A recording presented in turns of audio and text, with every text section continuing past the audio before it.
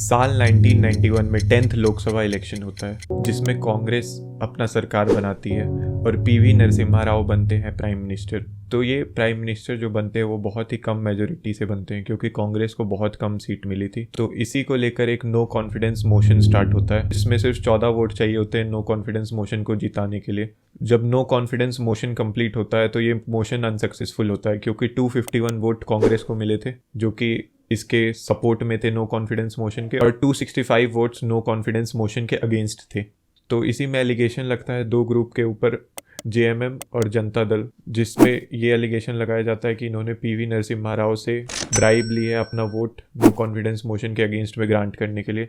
तो इसी पे सीबीआई इसी एलिगेशन की इंक्वायरी करती है और तभी ये मामला सुप्रीम कोर्ट में जाता है। सुप्रीम कोर्ट में ये क्वेश्चन उठता है क्या मेंबर ऑफ पार्लियामेंट जिनको आर्टिकल 105 और मेंबर ऑफ लेजिस्लेटिव असेंबली 194 जिनको ये पावर मिलता है इम्यूनिटी का, जो भी पार्लियामेंट्री प्रिविलेजेस मिलता है कि वो फ्रीडम कुछ भी कर सकते हैं, क्या ये उन्हें इम्यूनिटी देता है ब्राइबरी के अगेंस्ट। तो ये जजमेंट एक बहुत ही इंपॉर्टेंट कॉन्स्टिट्यूशनल क्वेश्चन रखता है। तो ये 5 जजेस बेंच के पास जाता है जो कि एक कॉन्स्टिट्यूशनल बेंच होती है, और 5 जजेस बेंच में ये 3:2 मेजोरिटी से ये जजमेंट आता है कि जिन्होंने ब्राइब लिया है और जिन्होंने अपना काम किया है वो पार्लियामेंट्री प्रिविलेजेस के अंदर आएंगे, क्योंकि पार्लियामेंट्री प्रिविलेजेस उनको देने का मतलब था कि उनके सोच और अभिव्यक्ति की आज़ादी उन्हें देना, और ये इसमें अगर कोई भी कोर्ट इंटरफेयर करता है तो वो इंडिपेंडेंस के साथ छेड़छाड़ करेगा। तो मेजोरिटी का ये कहना था कि ब्राइब टेकर्स जो है और जिन्होंने वोट कास्ट किया है अपना, तो उनके खिलाफ कोई भी एक्शन किसी भी कोर्ट में नहीं लिया जा सकता है क्योंकि वो पार्लियामेंट्री प्रिविलेजेस के कारण उन्हें इम्यूनिटी ग्रांट की जाती है।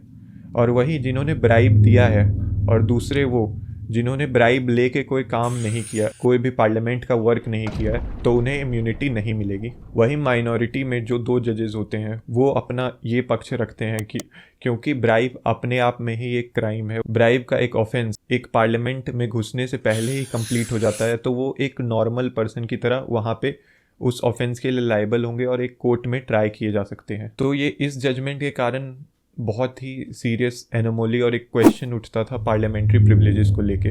और इस वीडियो में हम लोग डिटेल में जानेंगे कि पार्लियामेंट्री प्रिविलेजेस क्या है और 2024 में क्या सिचुएशन है पार्लियामेंट्री प्रिविलेजेस का, और क्या ये जजमेंट अभी भी मायने रखता है। तो चलिए वीडियो को स्टार्ट करते हैं।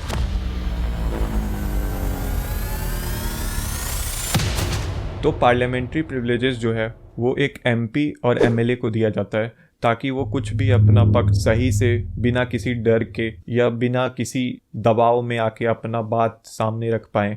तो ये पार्लियामेंट्री प्रिविलेजेस आर्टिकल 105 एमपीज़ के लिए है और आर्टिकल 194 में एमएलए के लिए है। मैं सिर्फ इस वीडियो में एमपी के पार्लियामेंट्री प्रिविलेजेस यानी कि 105 की बात करूँगा, और 194 आप समझ सकते हैं कि वो कॉरस्पॉन्डिंग सेक्शन है, उसका वही सेम चीज़ एमएलए पे भी अप्लाई होगा। तो I will not repeat that for sake of brevity. अब आते हैं आर्टिकल 105 पे। आर्टिकल 105 का पहला सब क्लॉज ये कहता है subject to the provision of constitution and to the rules and standing order regulating the procedure of parliament there shall be freedom of speech in parliament. Freedom of speech in parliament ये सबसे important है कि freedom of speech दिया जाएगा parliament में।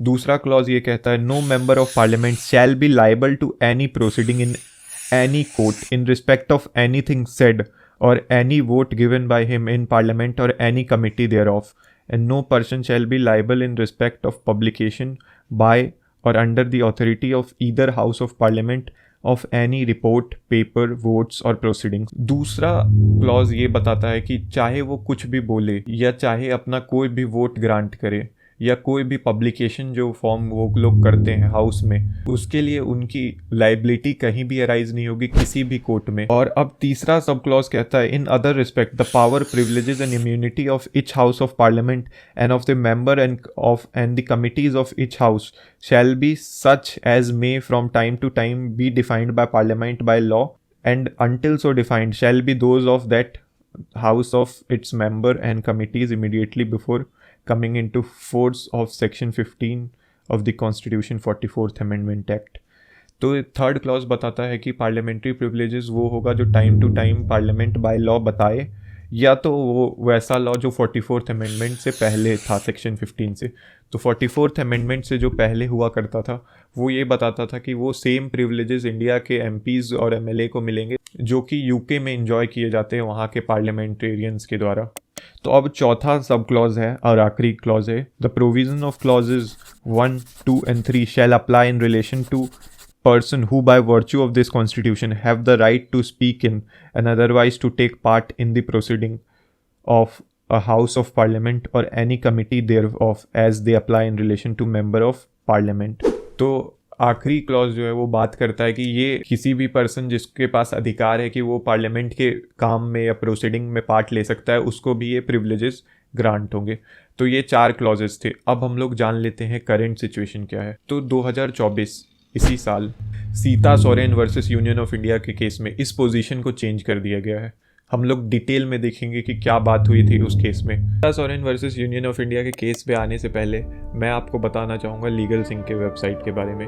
तो legal Singh ने इस वीडियो को स्पॉन्सर किया है, तो आप देख सकते हैं, आप यहाँ पे कोई भी जजमेंट समरी पढ़ सकते हैं। तो ये सीता सोरेन की जजमेंट समरी भी आपको वहीं मिलेगी। तो अब आते हैं केस के फैक्ट्स पे। तो इस केस में जो अपेलेंट होती है सीता सोरेन, उनके अगेंस्ट एक एलिगेशन ऑफ ब्राइबरी लगता है, क्योंकि उन पे ये एलिगेशन लगाया जाता है कि उन्होंने ब्राइब लिया है एक राज्यसभा मेंबर के फेवर में वोट करने के लिए। क्योंकि राज्यसभा में ओपन बैलेट वोटिंग होती है जहाँ पे हर किसी का नाम डिस्क्लोज किया जाता है कि किसने किसको वोट किया। इसमें पता लगता है कि उन्होंने अपने ही पार्टी के एक मेंबर के फेवर में वोट किया था। तो अब जो अपेलेंट होती है सीता सोरेन, वो हाई कोर्ट जाती है ये जो प्रोसीडिंग उनके खिलाफ स्टार्ट हुई है ब्राइब की, वो कैंसिलेशन के लिए, क्योंकि वो ये क्लेम करती है कि पीवी नरसिम्हा राव जजमेंट के द्वारा ये इम्यूनिटी ग्रांट की जाएगी। इस सिनेरियो में भी कोई भी क्रिमिनल कोर्ट इस मैटर को ट्राई नहीं कर पाएगा और सिर्फ ये पार्लियामेंट का मुद्दा है कि वो क्या डिसाइड करेंगे।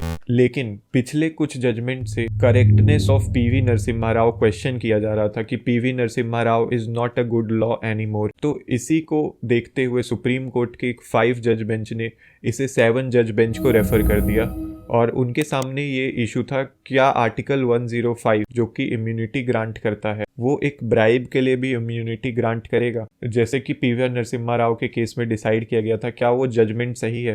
तो इस केस में हम लोग जानेंगे डिटेल में। तो ये था फैक्ट्स और ये इशू। अब हम लोग बढ़ते हैं इस जजमेंट की तरफ। जजमेंट के बाद हम लोग रीजन देख लेंगे। तो इसमें जजमेंट आता है कि जो भी अगर ब्राइब टेकर है इम्यूनिटी ग्रांट उन्हें नहीं किया जाएगा, और ये जजमेंट पीवी नरसिम्हा राव को कंप्लीटली ओवररूल कर देता है। तो अब हम लोग जानेंगे कि रीजंस क्या थे सुप्रीम कोर्ट के इस डिसीजन पे आने के लिए। तो एक एक करके जान लेते हैं। तो सबसे पहले ये आर्ग्यूमेंट था कि पीवी नरसिम्हा राव एक अच्छा डिसीजन है और स्टेयर डेसिसिस के प्रिंसिपल को फॉलो करते हुए उस जजमेंट को वैसे ही छोड़ देना चाहिए और सुप्रीम कोर्ट को इस मैटर में आगे नहीं बढ़ना चाहिए। सुप्रीम कोर्ट ने Bengal immunity company versus state of Bihar को साइड किया, जहां पे ये बोला गया था कि an erroneous interpretation of constitution may quite conceivably be perpetuated or may at any certain rate remain unrectified for a considerable time to the great determinant to public well-being। एक गलत इंटरप्रिटेशन अगर जब तक सही नहीं किया जाएगा वो बहुत समय तक अनरेक्टिफाइड रह सकता है। इसलिए यहाँ पे सुप्रीम कोर्ट ने बोला प्रिंसिपल ऑफ स्टेयर डेसिसिस अप्लाई नहीं किया जाएगा, क्योंकि प्रिंसिपल ऑफ स्टेयर डेसिसिस उतना रिजिड नहीं है और वो फ्लेक्सिबल है। जब भी कुछ सुप्रीम कोर्ट को गलत लगेगा वो चेंज कर सकती है और ये पब्लिक इंटरेस्ट में भी है। तो अब हम लोग बढ़ते दूसरे पॉइंट की ओर, जो कि था पार्लियामेंट्री प्रिविलेजेस पे। तो पार्लियामेंट्री प्रिविलेजेस के ऊपर सुप्रीम कोर्ट ने एक 2-fold टेस्ट अपना बनाया, जो कि 2-fold टेस्ट था कि तो कोई भी प्रिविलेजेस अगर एक एमपी एंजॉय कर रहा है तो वो एक कलेक्टिव फंक्शनिंग में काम आना चाहिए। वो ऐसा प्रिविलेज होना चाहिए जो कि कलेक्टिव फंक्शनिंग ऑफ हाउस के लिए इसेंशियल हो। और दूसरा टेस्ट ये था कि वो नेसेसरी होना चाहिए। उसकी नेसेसिटी ये होनी चाहिए कि वो प्रिविलेज एक लेजिस्लेटर को ज़रूरी होना चाहिए अपने काम काज के लिए। तो ये 2 टेस्ट लेट डाउन किए गए और इस टेस्ट में पाया गया कि ये अगर ब्राइबरी के लिए प्रिविलेज ग्रांट किया जाता है तो वो इस प्रिविलेजेस के अंदर नहीं आएगा। Bribery is not protected by parliamentary privileges. तो सुप्रीम कोर्ट ने बोला ऑफेंस ऑफ ब्राइबरी जो होता है वो वो पार्लियामेंट के दायरे में आने से पहले ही कंप्लीट हो जाता है। अगर किसी ने पैसा लिया या लेने का वादा किया किसी काम के बदले में तो वो ब्राइबरी का ऑफेंस वहीं पे कंप्लीट हो जाता है। ब्राइबरी के लिए ये ज़रूरी नहीं है कि कोई एक्ट हो, जैसा कि इस केस में वोट ग्रांट करना एक एक्ट है, तो वो भी ज़रूरी नहीं है, सिर्फ ब्राइब लेना ही ऑफेंस को कंप्लीट कर देता है। अब और एक और आर्ग्यूमेंट उठा था कि राज्यसभा के वोटिंग में पार्लियामेंट्री प्रिविलेजेस काम नहीं करता है, तो सुप्रीम कोर्ट ने ये बोला कि राज्यसभा के इलेक्शन भी आर्टिकल 194 क्लॉज 2 के एम्बिट में है। तो इसी तरह सुप्रीम कोर्ट ने ये इशू को यहाँ पे कंप्लीट किया और ये 7 जज बेंच जजमेंट एक लैंडमार्क जजमेंट है पार्लियामेंट्री प्रिविलेजेस के लिए। तो इस वीडियो में मैंने डिटेल में आपको बताया पीवी नरसिम्हा राव का केस, जो कि स्टार्टिंग पॉइंट था पार्लियामेंट्री प्रिविलेजेस और ब्राइबरी का। फिर मैंने पार्लियामेंट्री प्रिविलेजेस के बारे में बताया और आखिरी में 2024 का सबसे लैंडमार्क जजमेंट जो 7 जज बेंच ने डिसाइड किया है उस पर हमने डिस्कशन किया। अगर आपको ये वीडियो अच्छा लगा और आप इस पॉइंट तक देख रहे हैं तो थैंक यू फॉर वॉचिंग।